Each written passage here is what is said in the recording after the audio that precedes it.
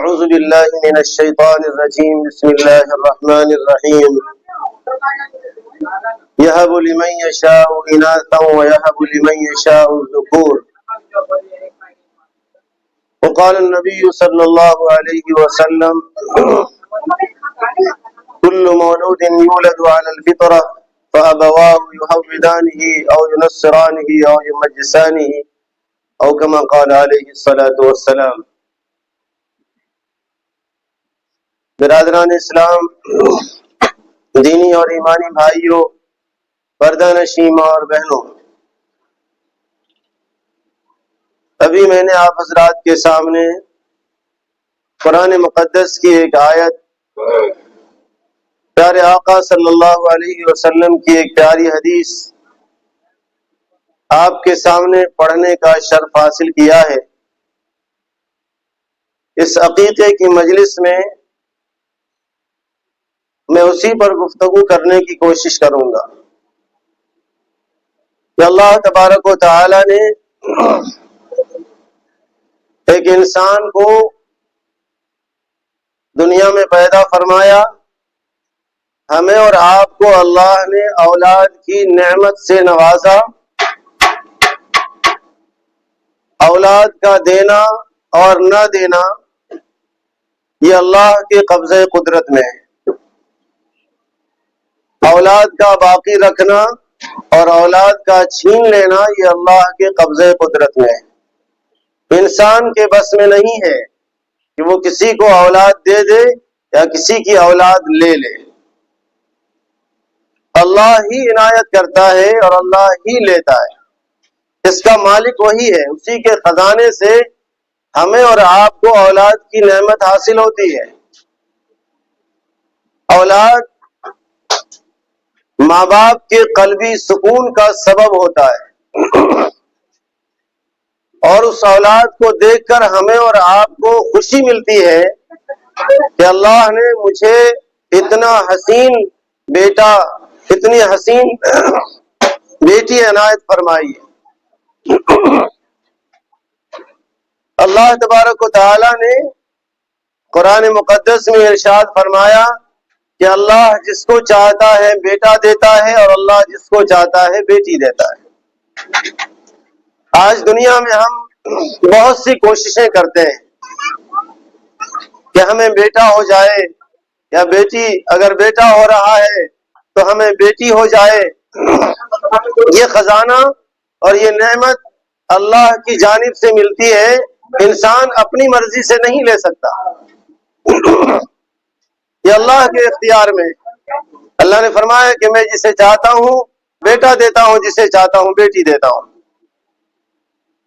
جب اللہ اتنی بڑی نعمت دے رہا ہے تو ایک بندے کے لیے ضروری ہے کہ اس نعمت کا شکر ادا کرے۔ اللہ فرماتا ہے کہ لئن شکرتم لازیدنکم ولئن کفرتم ان عذابی لشدید، کہ انسانوں، اے میرے بندو، کہ اگر تم جو نعمتیں میں تمہیں دے رہا ہوں اس نعمت کا اگر تم شکر ادا کرو گے تو میں اس نعمت میں اضافہ کر دوں گا، اور اگر تم نے میری دی ہوئی نعمت کی ناشکری کی تو میں اس نعمت کو گھٹا دوں گا۔ بعض مرتبہ اللہ اس نعمت کو چھین لیتا ہے۔ تو اللہ نے ہم سب کو نعمت دی ہے اولاد کی، اس نعمت کا شکرانہ یہ ہے کہ ہم اس کی پیدائش کے بعد عقیقہ کریں، اور یہ صرف ہم اور آپ نہیں کر رہے ہیں، یہ ہماری شریعت کا حکم ہے، اللہ کا حکم ہے، جسے انبیاء کرام نے انجام دیے، صحابہ کرام نے اس پر عمل کیا۔ تو امت کے لیے بھی ضروری ہے کہ اپنی اس نعمت پر شکرانے کے طور پر رسول اللہ کی سنت پر عمل کرے کہ اپنے بچے کا عقیقہ کرے، اپنی بچی کا عقیقہ کرے تاکہ وہ آنے والے مصائب سے محفوظ ہو سکے۔ عقیقہ یہ اس بچے کی جان کو آفات سے محفوظ کرتا ہے، بچاتا ہے، حفاظت میں رکھتا ہے۔ اور ہم اور آپ سوچتے ہیں کہ شاید ایک یہ رسم ہو، نہیں، یہ رسم نہیں ہے، بلکہ یہ نبی کی سنت بھی ہے، صحابہ کا طریقہ بھی ہے، اور ہمارے اور آپ کے بچے کی سیفٹی، حفاظت کا سبب ہے۔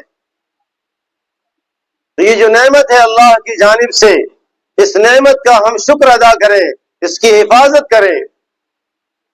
آگے اللہ کے حبیب صلی اللہ علیہ وسلم نے ارشاد فرمایا کہ جب بچہ پیدا ہوتا ہے، چاہے وہ مسلمان کے گھر میں پیدا ہو یا کسی غیر مسلم کے گھر میں پیدا ہو، دنیا کے کسی بھی گھر میں پیدا ہو رہا ہے، اس سے ہمیں کوئی مطلب نہیں کہ وہ کس گھر میں پیدا ہو رہا ہے، کس مذہب میں پیدا ہو رہا ہے، اس سے ہمیں کوئی مطلب نہیں۔ اللہ کے حبیب فرماتے ہیں کہ کل مولود یولد علی الفطرہ، کہ ہر بچہ دین اسلام کی فطرت پر پیدا ہوتا ہے، یعنی وہ بچہ جو دنیا میں آ رہا ہے وہ مسلمان بن کر آ رہا ہے، وہ بچہ مسلمان ہے۔ آگے پیارے حبیب نے فرمایا کہ فَأَبَوَاهُ، اس کے والدین، فَأَبَوَاهُ يُعَوِّدَانِهِ، اس کے والد یہودی ہیں، تو وہ بچہ اپنے ماں باپ کے ماحول کو دیکھ کر یہودی بن جاتا ہے۔ اس کے ماں باپ مسلمان ہیں تو ماں باپ کے ماحول کو دیکھ کر کے وہ مسلمان کے راستے پر چل پڑتا ہے۔ ماں باپ اگر مشرک ہے تو وہ بچہ ماں باپ کے ماحول کو دیکھ کر وہ مشرکانہ عمل میں داخل ہو جاتا ہے، غرض کہ وہ بچہ جس گھر میں پیدا ہوا ہے اس گھر میں جیسی ایکٹیویٹی ہو رہی ہے، وہ اپنی نگاہ سے جو کچھ دیکھ رہا ہے وہ اسی رنگ میں رنگ جاتا ہے، لہٰذا اس بچے کو پھر دوسرے مذہب میں شمار کیا جاتا ہے۔ اللہ کے حبیب نے فرمایا کہ فَأَبَوَاهُ يُعَوِّدَانِهِ أَوْ يُنَصِّرَانِهِ أَوْ يُمَجِّسَانِهِ، کہ اس کے والدین اس کو یہودی بنا دیتے ہیں، اس کو مجوسی بنا دیتے ہیں، اس کو مشرک بنا دیتے ہیں۔ لہٰذا اس حدیث سے ہمیں یہ نصیحت ملتی ہے کہ ایک مسلمان کے گھر میں جو بچہ پیدا ہو رہا ہے، ایک مسلمان اپنے بچے کی ایسی پرورش کرے جیسا اسلامی طریقہ ہے، جیسا نبی کا حکم ہے، جیسا اللہ کا حکم ہے۔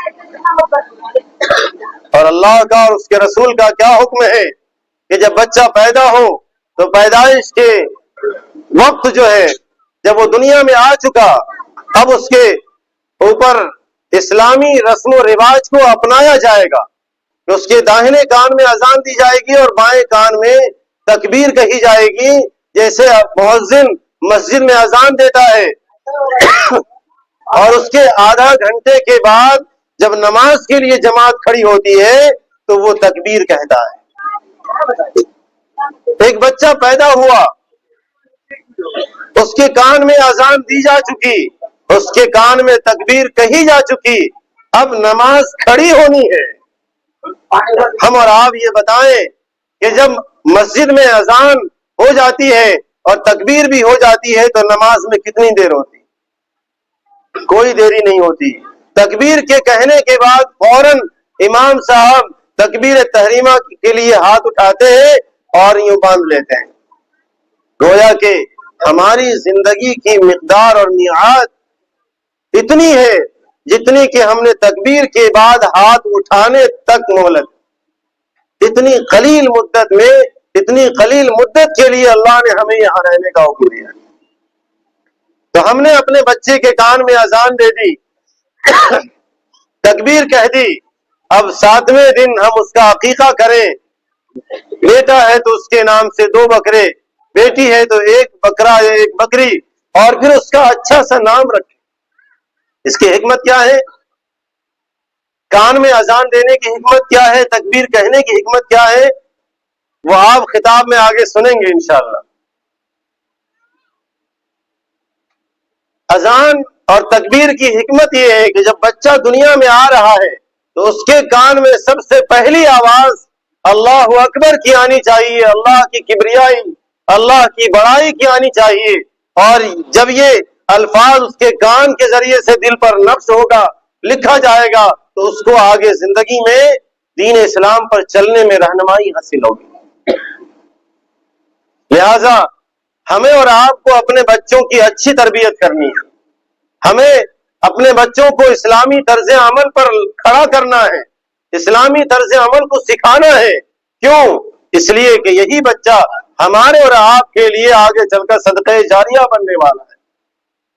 اگر ہم اس کو نیک نہیں بنائیں گے، وہ شرابی ہو گیا، کبابی ہو گیا، غلط ماحول میں رہ کر دین سے دور ہو گیا تو وہ بچہ ہمارے اور آپ کے لیے صدقہ جاریہ نہیں بن سکے گا، کیونکہ حدیث پاک میں پیارے آقا نے فرمایا کہ ولد صالح یدعو لہ، کہ وہ نیک بچہ، نیک ہونے کی شرط ہے کہ بچہ جب نیک ہوگا تو والدین کے لیے دعائے خیر کرے گا، اور وہی بچہ آخرت میں اس کے لیے صدقہ جاریہ بنے گا۔ تو دو تین باتیں میں نے آپ کے سامنے عرض کی کہ ایک تو یہ ہے کہ اولاد ایک نعمت ہے، اور یہ نعمت اللہ عطا فرماتا ہے، کسی اور کے ذریعے سے ہمیں نہیں ملتا، اس لیے ہمیں اس نعمت کا شکر ادا کرنا چاہیے، اور جب ہم شکر ادا کریں گے تو اللہ اس نعمت میں اضافہ فرمائے گا۔ دوسری چیز کہ ہم اپنی اولاد کی اچھی تربیت کریں، اس کو اسلامی ماحول میں رکھیں، اس کو اسلامی تعلیم دیں، اس کو قرآن کی تعلیم سکھلائیں، اور جب ہم قرآن کی تعلیم سکھلائیں گے، دین کی باتیں سکھلائیں گے، نیک ماحول میں رکھیں گے، تو یہی بچہ کل ہمارے لیے اور آپ کے لیے صدقہ جاریہ بنے گا۔ اور اگر ہم نے ایسا نہیں کیا تو پھر دنیا کے جو حالات ہیں، جو ہم دیکھ رہے ہیں کہ آج بیٹا باپ کے ساتھ بدتمیزی کر رہا ہے، بیٹی ماں کے ساتھ بدتمیزی کر رہی ہے، یہ دین کی تعلیم کے نہ ہونے کا اثر ہے۔ کیوں؟ اس لیے کہ آداب وہ اسلامی تعلیمات میں سکھلائے جاتے ہیں۔ ہم اپنے بچوں کو سکھلاتے ہیں مدرسوں میں کہ بیٹا جب بڑا کوئی آ جائے تو اس کو سلام کرو، گھر جاؤ تو سلام کرو، ماں کے سامنے جاؤ تو سلام کرو، باپ کے سامنے جاؤ تو سلام کرو، راستے میں کوئی آتا جاتا مل جائے، چاہے تم اسے پہچانو یا نہ پہچانو، اسے سلام کرو، یہ اسلامی تعلیم ہے۔ تو آداب اور حقوق کی رعایت یہ اسلامی مدرسوں میں اور اسلامی طرز تعلیم میں سکھلایا جاتا ہے۔ آپ دنیا کے اسکولوں اور کالجوں میں بچوں کو پڑھائیے، تعلیم دنیا میں زمین پر جتنی بھی ہے وہ ہر شخص کے لیے ضروری ہے، اور خصوصاً مسلمان کے لیے سب سے زیادہ ضروری ہے۔ لہذا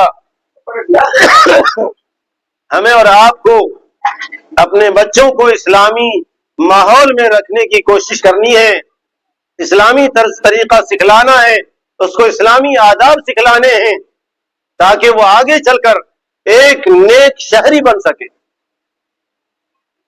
ملک کی ترقی کا سبب بن سکے، ملک کو خوبصورت بنانے کا سبب بن سکے، ملک کی معاشی حالت کو سدھارنے میں مدد کر سکے۔ وہ جب وہ دین کی تعلیم سے، دنیا کی تعلیم سے آراستہ ہوگا اور وہ باادب ہوگا، مہذب ہوگا، سلیقہ مند ہوگا، تو یکسو ہو کر وہ دین پر بھی عمل کرے گا اور ملک کی خدمت کا جذبہ بھی اس کے اندر ہوگا۔